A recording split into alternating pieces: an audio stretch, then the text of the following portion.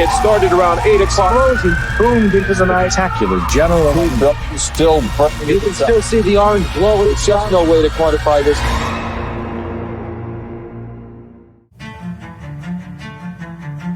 On December 11th, 1995, at 8 p.m., a boiler exploded in the largest textile factory in America at the time, the Maiden Mills. It burnt the entire factory to the ground. The fire was so big, it could be seen from miles away, and it took an entire week to put out the fire completely. At the time, Mr. Aaron Feuerstein, the owner, the CEO of the company, was celebrating his 70th birthday. In the middle of the party, one of the executives ran over to him and said, Mr. Feuerstein, there's a fire at the mill. By the time he got there, the factory that had been built by his grandfather in the early 1900s was mostly gone, which meant that overnight, 3,000 employees who worked at Maiden Mills lost their job. As far as Mr. Feuerstein was concerned, he was about to collect close to $500 million from the insurance company. He was faced with the following decision. Either close the company and pocket the money, or he can rebuild the company down south and hire cheaper labor over there and still make a lot of money.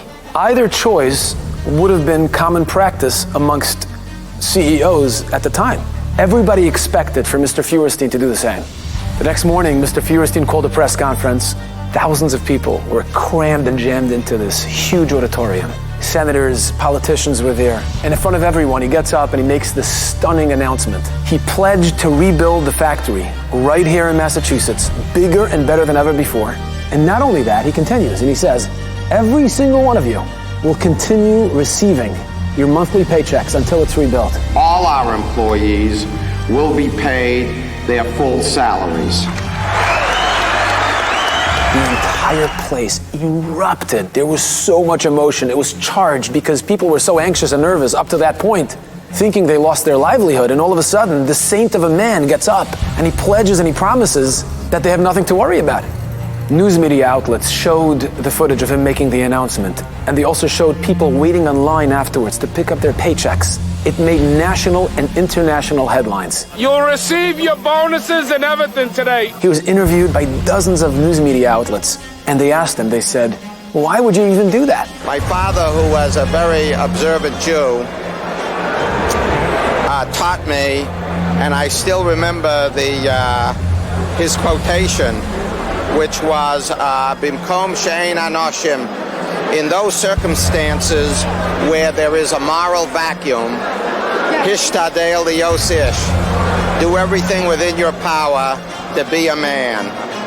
And that's what he instructed his children to do, and that's what I'm trying to do. The President of the United States, Bill Clinton, in 1996, invited him to the State of the Union and sat him next to the First Lady and honored him, calling him periodically afterwards to ask him for business advice, recognizing that here was a man who didn't see money as the end of it all, as the bottom line. Some might have said the proper business decision for a 70-year-old guy is to take the $300 million in insurance and retire.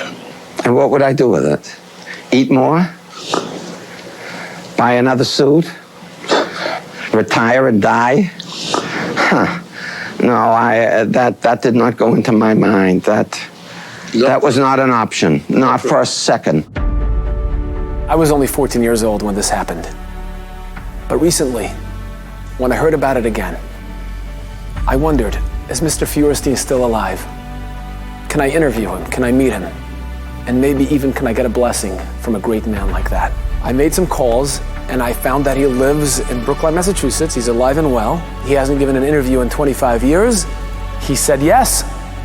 I took along my 12-year-old son, Shalom. We traveled to Boston.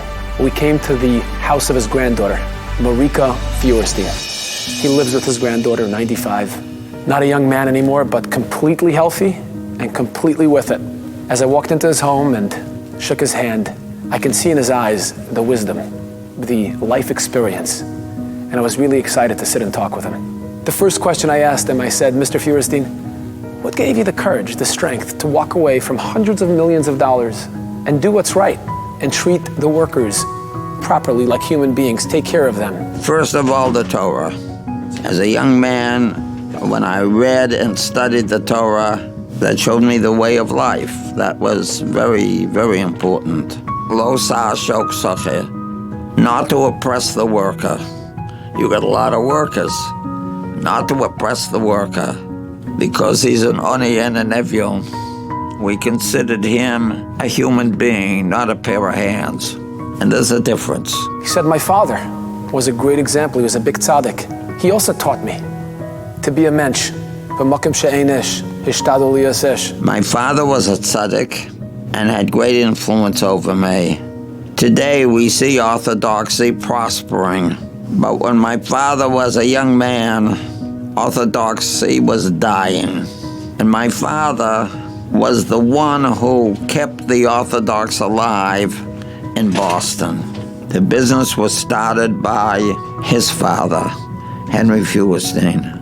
He came over to this country in his teens, and he read in the Forward's Yiddish newspaper that there was a factory for sale in Malden.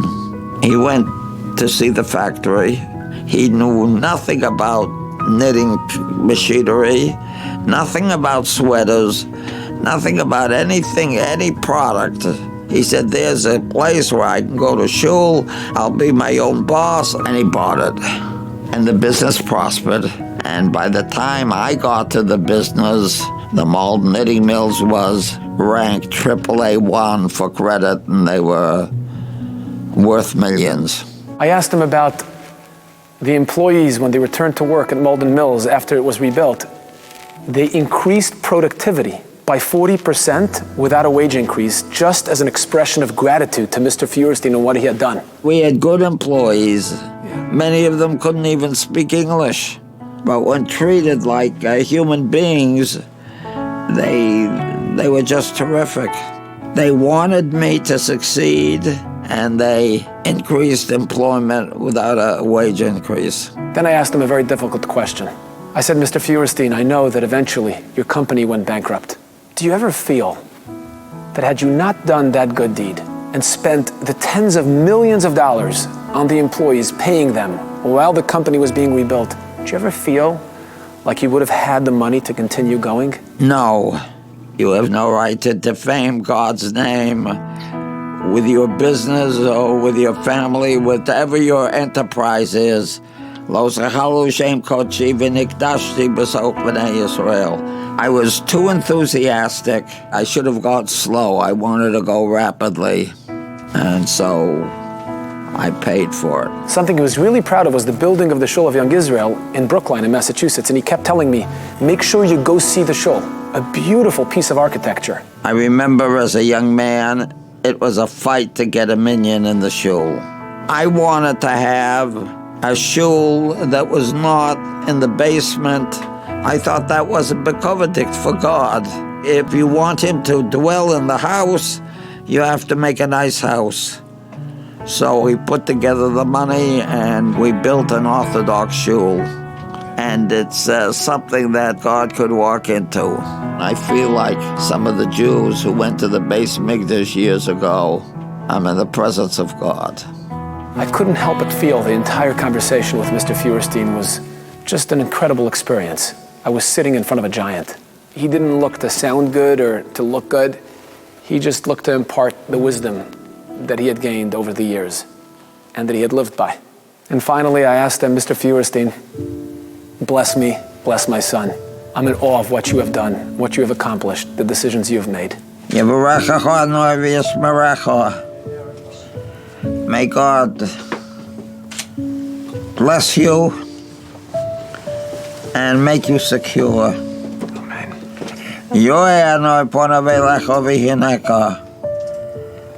May God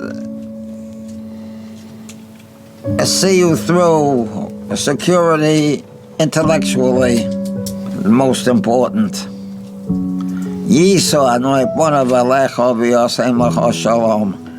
And he should give you, without all you do, the divine objective to spread Torah. My son and I will never forget that interview. that experience. I said my goodbyes, we wrapped it up, we went back to LA. Shortly after we came back to LA, we got a call from the family. Mr. Feuerstein had passed away. I thought, if he hadn't given an interview in 25 years, why did he agree to do it now? I couldn't help but feel that Hashem sent me to Boston to do his story before he passed, so that the world could know. ולא זכרנו שם קודשי ונקדשתי בסוף בני ישראל. I always kept in my mind that I should make it a Kiddush Hashem and not a Chillul Hashem.